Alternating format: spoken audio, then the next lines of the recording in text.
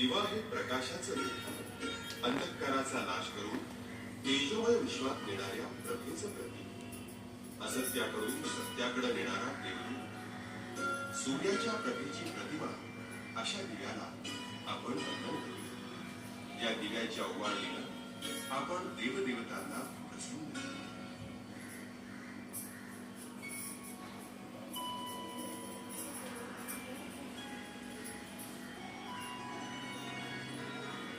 दिव्या